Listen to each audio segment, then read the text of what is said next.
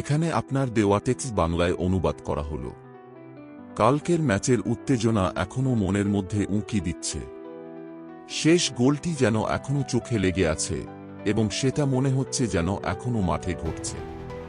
মোহনবাগান আজকের সকালে যেন আরও এক ধাপ এগিয়ে গেছে এবং এটি সত্যিই অসাধারণ। আজ আমি আপনাদের সেই কথাই বলবো যা গতকাল বলেছিলাম। মোহনবাগানের চমৎকার পারফরম্যান্স নিয়ে আরও কিছু আলোচনা করব। জামশেদপুরের ব্যাপারে কয়েকটি কথা বলতে হবে।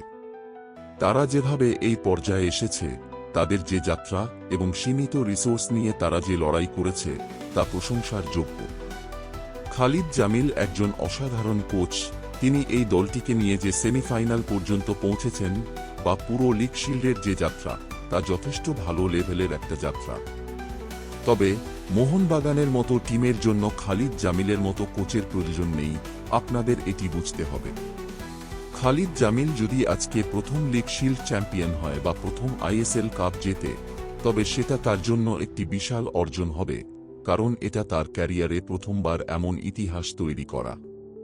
কিন্তু মোহনবাগানের দৃষ্টিতে আমাদের কাপ জেতা বা লিগ শিল্ড জেতা, এগুলো আমাদের টার্গেটের মধ্যে এখন আর নতুন কিছু নয়, এগুলো এক প্রকার হয়ে গেছে। আমাদের লক্ষ্য এখন অনেক বড়। আমাদের লক্ষ্য ভারতীয় সার্কিট থেকে বেরিয়ে কিছু বড় কাজ করা এবং সেই ধরনের লেভেলে পৌঁছানো। যখন আমরা সেখানে পৌঁছাব, তখন খালিদ জামিলের মতো কোচের প্রয়োজন হবে না, কিন্তু সেখানে গিয়ে বড় টিমগুলির সামনে পড়লে খালিদ জামিল কিন্তু 2 হাত দিয়ে ম্যাচে পরাজিত হবে, গতকাল যেমন হয়েছিল। জেসন কামিন্স, জেমি ম্যাকলারেনের মতো বিশ্বকাপারদের সামলানো এবং তাদের ম্যানেজ করার কাজটি বড় ব্যাপার, এবং এমন কাজের জন্য বড় কোচের প্রয়োজন, যে কোচের অধীনে খেলোয়াড়রা পুরোপুরি মান্য করবে। এই জায়গায় মলিনার সাফল্য। সুপারস্টার, বিশ্বকাপার, এদের নিয়ে দল তৈরি করা, তাদের মধ্যে নিয়মতান্ত্রিকতা বজায় রাখা এবং তাদের মধ্যে কোনো ইগোর সমস্যা না হওয়া, এগুলি ম্যানেজ করা সত্যিই একটি বিশাল কাজ, বিশেষ করে মোহনবাগানের মতো দলগুলোর জন্য।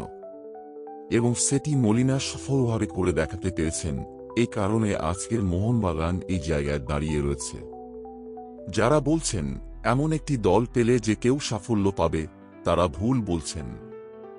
এটি এমন নয় যে এমন একটি দল যে কোচের হাতে দেয়া হলে সে সঙ্গে সঙ্গেই সাফল্য পাবে।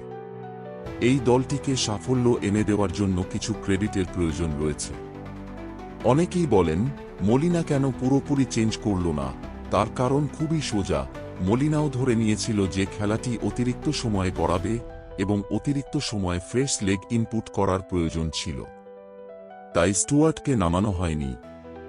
হয়তো সেটা হতে পারে যদি দ্বিতীয় কোয়ার্টার পর্যন্ত খেলাটা চলে যেত, তবে গোল যদি না তুলতে পারতাম, তখন মলিনাকে স্টুয়ার্টকে নামাতে হতো, তবে ডিফেন্স থেকে একজন বিদেশিকে তুলে স্টুয়ার্টকে নামানোর প্রয়োজন পড়ত। এজন্য স্টুয়ার্টকে আগে থেকে নামানো হয়নি, কারণ এটি ছিল শেষ মুহূর্তে ঠিকমতো চাল। আপুইয়া সম্পর্কে কি বলবো? আমরা জানি আপুইয়া ভালো খেলছিল, সিডিএম পজিশনে কাজটা সঠিকভাবে করছে, কিন্তু আপনি যদি দেখেন কেন তাকে বিদেশি লেভেলের প্লেয়ার বলা হয়, তার কারণটা আপুইয়া নিজেই দেখিয়ে দিয়েছে যে সে কোনোভাবেই ভারতের অন্য কোনো প্লেয়ার থেকে কম নয়। আশিস রায়ের কথা বললে, গতকাল তার ভুলভ্রান্তি, মিসপাস হয়তো ছিল, কিন্তু তার মধ্যে প্রচুর সম্ভাবনা রয়েছে, এবং যদি তার সম্ভাবনাগুলো ঠিকভাবে কাজে লাগানো হয়, তাহলে আশিস রায়ও এই দলের অন্যতম সেরা প্লেয়ার হতে পারে। তবে আশিসের কনসিস্টেন্সির সমস্যা রয়েছে। আশিস যদি ভালো খেলেও কিছু সময় ভুল জায়গায় এমন ভুল করে ফেলবে যেটা দলের জন্য ক্ষতিকর হতে পারে। জেসন কামিন্স সম্পর্কে কিছু কথা। গতকাল জেসন কামিন্স যেভাবে খেলেছে, সে পুরোপুরি 1-0 দিয়ে মাঠে ছিল। গোল করার জন্য যে চেষ্টা সে চালাচ্ছিল তা মাঠে স্পষ্ট ছিল।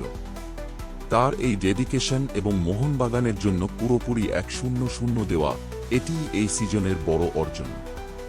তবে যদি আমি বলি কালকের জয়ের পিছনে আসল কারণ কি, তাহলে আমার মতে সেই কারণ ছিল গত ম্যাচের হার এবং ম্যাচের শেষে মোহনবাগান সমর্থকদের রক্তাক্ত হওয়া। এই দুটি ব্যাপার মোহনবাগানের পুরো টিমকে একদম উত্তেজিত এবং উদ্বুদ্ধ করে তোলে। তারা এটাকে এক রিভেঞ্জ ম্যাচ হিসেবে নিয়েছিল। আর এর ফলেই তারা প্রথম থেকেই জামশেদপুরকে দাঁড়াতে দেয়নি। তারা পুরোপুরি আক্রমণ করে গেছে, যে আক্রমণ জামশেদপুর এর আগে কোনোদিন দেখেনি।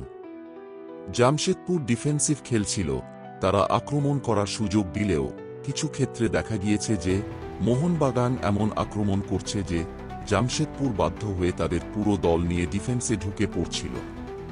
এখানে অবশ্যই মোহনবাগান ম্যানেজমেন্টের কৃতিত্ব রয়েছে।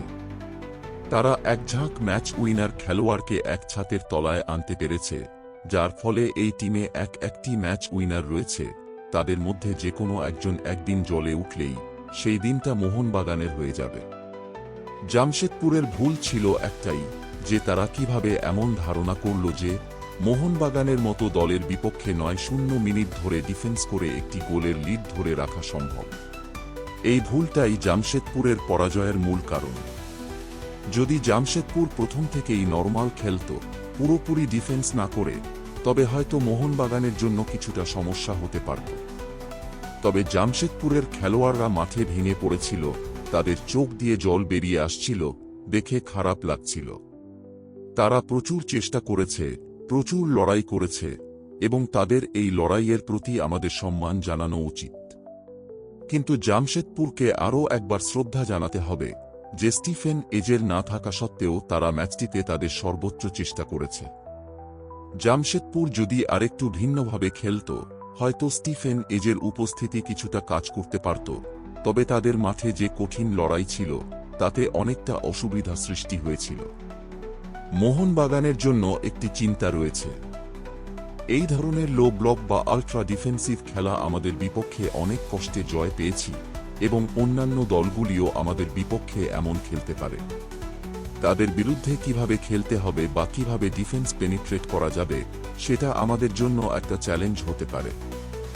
সেমিফাইনালে পৌঁছানোর পরে আমাদের এখন আর অতটা চিন্তা করার দরকার নেই, তবে এখন থেকে আমাদের মনোযোগ নেক্সট বেঙ্গালুরু ম্যাচে এবং ফাইনাল ম্যাচে ফোকাস করতে হবে।